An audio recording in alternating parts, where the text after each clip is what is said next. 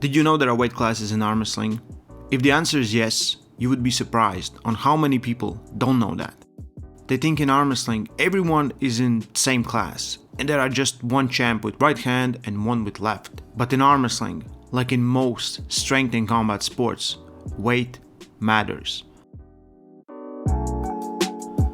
My name is Coach Ray from Voice of Armwrestling. Please like the video right now, share it with your community, and subscribe to the channel, as it will get your right hand thumb 15% stronger.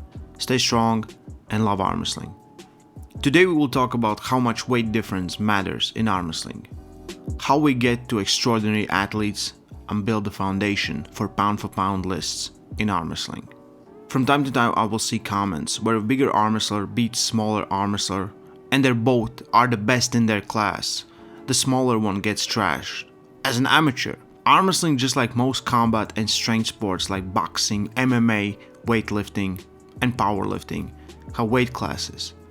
Every promotion and federation can create their own weight classes at which arm wrestlers are matching up. As an example, arm wrestlers who compete under World Arm Wrestling Federation start from 55 up to 110 plus kilos. That's 11 weight classes, just for men. There are also weight classes for under 18, under 21, masters, and same for women. There are a lot of champions each year. If you go to Zloty Tour or IFA, weight classes are different. They have a lower number of weight classes with bigger jumps in between. And if you're a competitor or a fan of World Arm Wrestling League, there are only 3 weight divisions: lightweight, 165 pounds or 75 kilos, middleweight, 205 pounds or 93 kilos, and heavyweight that goes beyond 205 pounds or plus 93 kilos. There's a huge difference in strength for 55 kilo WAF world champion and 80 kilo world champion, as well as 80 kilo champion and 110 kilo world champion. From time to time we will see some extraordinary athletes who can beat much bigger opponents. Almost all the time, smaller guy is on top of his weight class and really is an extraordinary good arm wrestler. So is there an advantage on being bigger?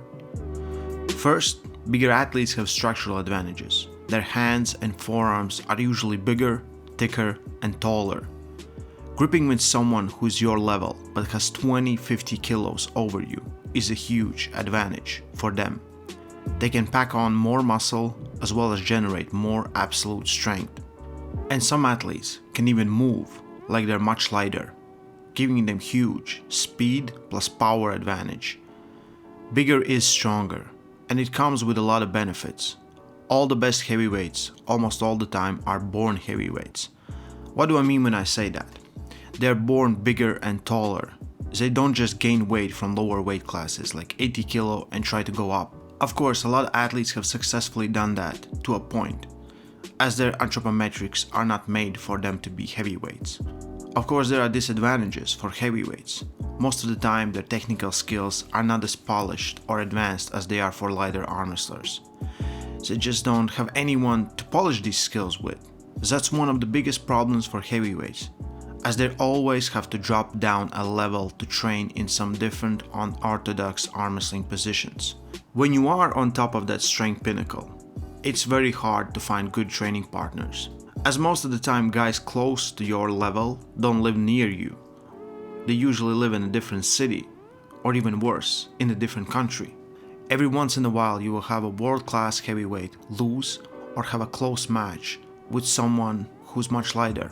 Most of the time that guy is on tip of the spear of his respected class. Don't think that every heavyweight is much better than any other guy in competition that weighs less. There are levels, but if you know a guy is competing and winning on world-class competitors, they are in that league. When you go to competition, you almost all the time assume that the strongest arm wrestlers are in a heavyweight or super heavyweight division, and if there is an overall or absolute class, that they're most likely to win. So for those who don't know what an overall or absolute class is, at the end of the weight classes competition, usually all the winners and top placers of each class want to find out who's the strongest and best on that day. Everyone gets in the same class without weight or age restrictions, and they just battle it out. Usually winners of overall class get better prizes as well as a title of the best arm wrestler in that competition. Usually it's the left as well on the right hand. But it really comes down on how good the athlete is. We see over and over again when the smaller guys are giving great matches or even winning the bigger same level arm wrestlers. That's the advantage from the side of a lighter guy, as they have more competition, more hands to polish their skills with, and usually huge hunger to beat the bigger guy. And this is where we get pound for pound rankings.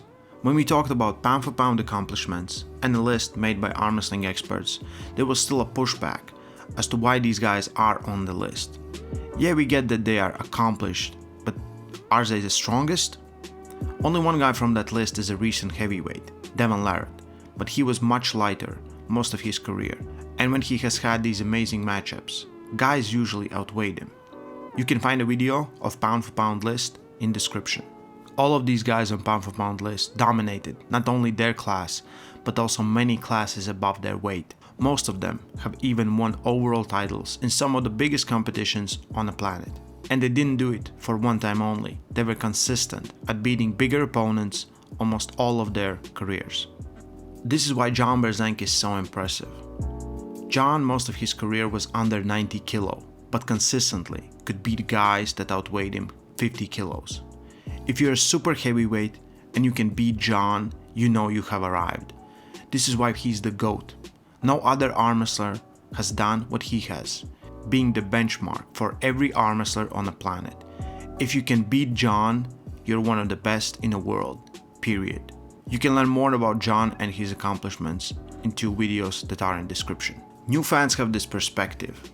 They're looking at overall best arm wrestlers, heavyweights, Levan, Devon, Dennis, or Michael, and thinking they can be the best if they don't beat them.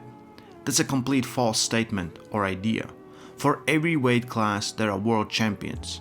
How much you weigh matters in arm wrestling, and if you are a lighter guy who can bring down giants, it will only add to your arm wrestling resume. So, to summarize everything up, some things you need to understand from this video. Weight classes and your personal weight are important in arm wrestling. Same weight builds are usually closer to you in strength. I always recommend getting really good at your class, winning or dominating before moving up to the next challenge. If you can beat top guys outside of your weight class, you're a good arm wrestler. You don't have to beat everyone to be world champion or great arm wrestler. If you are gifted and seek challenges, don't be afraid to go to heavier classes and try yourself out. Greatest arm wrestlers of all time wasn't satisfied with just dominating their class. They always looked for bigger, stronger, and more uncomfortable challenges. Stay strong and love arm wrestling.